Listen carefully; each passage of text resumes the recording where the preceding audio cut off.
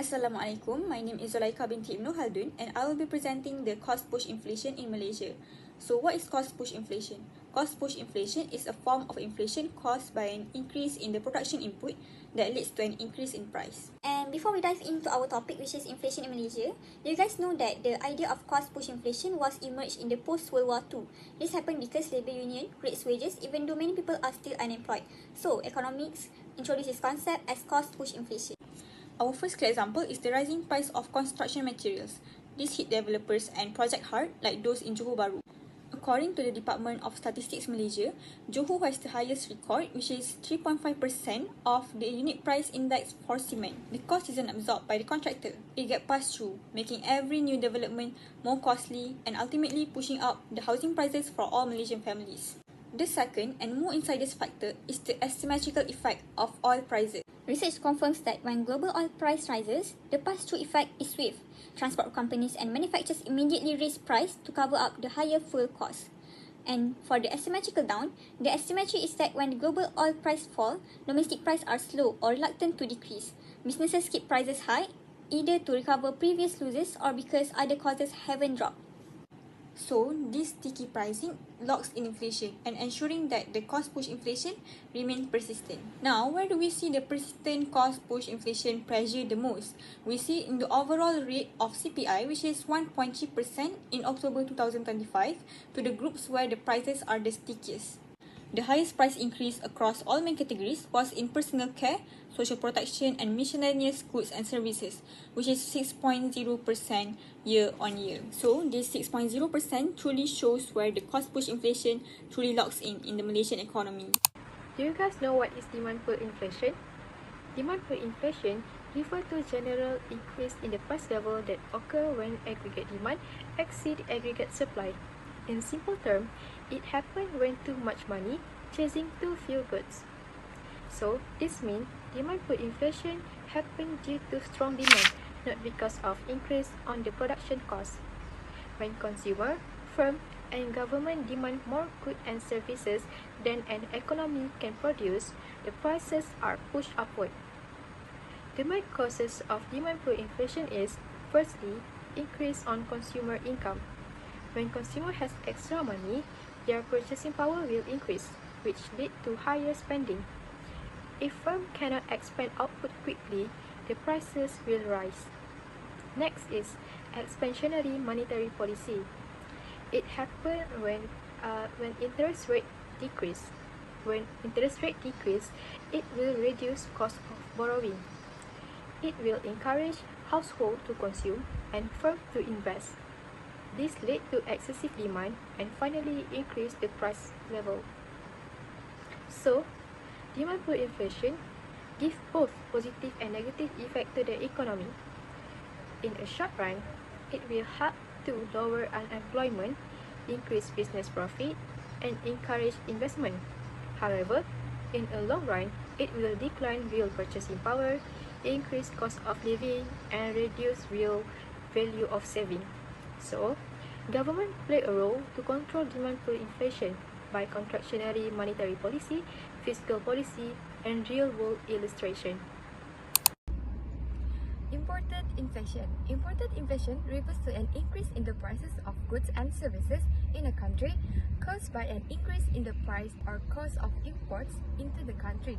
This is also called cost inflation.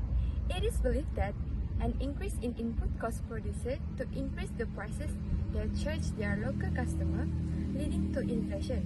A decline in the value of country's currency is generally considered the most important cause of imported inflation in an economy. Crude oil and gold are two major contributions to India import. With the rise in prices, both these products increasing the import bill. This price increase is related to the price of raw materials and all imported products or services used by companies in a country. With imported inflation, production costs are higher for companies. These companies often reflect this increase in the selling price of goods and services sold. As a result, price within the country rise. Next, causes of imported inflation. The higher the value of the currency in the foreign exchange market, the higher will be the price of imports. When commodity prices rise globally, it directly impacts the cost of imports and may increase inflation in the importing country. Change in trade policies, such as the tariffs and quotas, can affect the cost of imported goods. Fluctuation in transportation costs, influenced by factors such as the fuel price and logistic challenges, may affect the final cost of imported goods. Increase in shipping costs can also boost inflation. In Malaysia, price control and subsidies have been the key policy tools to prevent inflation, especially for food, fuel, and electricity. According to Bank Negara Malaysia Manual's report, in 2040, subsidies and price control items made up about 1/5 of Malaysia Consumer Price Index basket in 2009. This shows that government intervention play a major role in stabilizing prices and control inflation for basic necessities. However, in the Bank Negara report highlights that non-targeted subsidies are inefficient and regressive. For example, full subsidies were unequally enjoyed by higher income households, where the top 20% of income earners receive 42% of full subsidies, while the bottom 20% receive only 4%. Despite this imbalance, fuel subsidies helped limit fuel prices and prevented cost-push inflation from spreading to transportation, food, and other sectors. More recent evidence from Hon Leong Bank Global Market Research in 2023 shows that targeted price control reforms can manage inflation effectively. The removal of the chicken price ceiling in November 2023 had minimal impact on inflation, as market prices were already close to the ceiling at 10 ringgit 2 cent compared to 9 ringgit 40 cent per kilogram. This limited impact is explained by the small CPI weight, with chicken accounting for 1.9% and eggs 0.4% of the CPI basket. So, price control and subsidies help prevent inflation by stabilizing essential prices and protecting low-income households.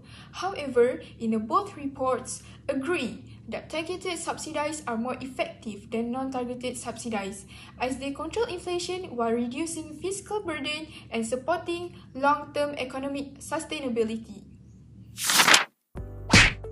What is fiscal policy? It's the use of government spending and tax policy to influence economic condition, which is microeconomics. There's two types of fiscal policy. First, explanatory, which is government management of spending and tax policy to achieve a micro objective. Whenever the government changes the spending, this influences the demand. When the spending increases, tax will decrease. Second, contractionary. When spending will decrease, tax will increase. Fiscal policy is related to expenses and tax, just like a family or a personal expenses. Government need to monitor the expenditure equal to income by borrowing. Otherwise, government have income from sale and also from corporate.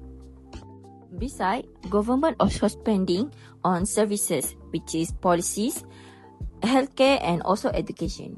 The government also spend money on transfer payment to an employee and also another, and also investment like on airport. Hello everyone, my name is Nur Anatul Edina binti Roslan and my message number is 313765. So today I would like to share how Malaysians can overcome inflation through investment. So first thing first, inflation happens when the prices of goods and services increase over time. In Malaysia, we can feel its impact through rising food prices, fuel costs, and housing expenses. When inflation rises faster than our income, our purchasing power decreases, and saving money alone is no longer enough. This is where investment becomes important. Investment helps our money grow and protects it from losing value. If we only keep cash, its value will slowly decrease. However, by investing, we allow our money to earn returns that can beat inflation. Okay, so in Malaysia, there are several suitable investment options. First thing, Unit trust funds such as ASB and ASM are popular because they offer stable returns with lower risk. The stock market also allows individuals to benefit from company growth through dividends and capital gains over the long term. Additionally, property investment can help as property values and rental income tend to increase with inflation. However, investment involves risk, so financial knowledge and careful planning are essential. By making smart investment choices, Malaysians can reduce the impact of inflation and secure a more stable financial future. Thank you. Thanks for watching. Please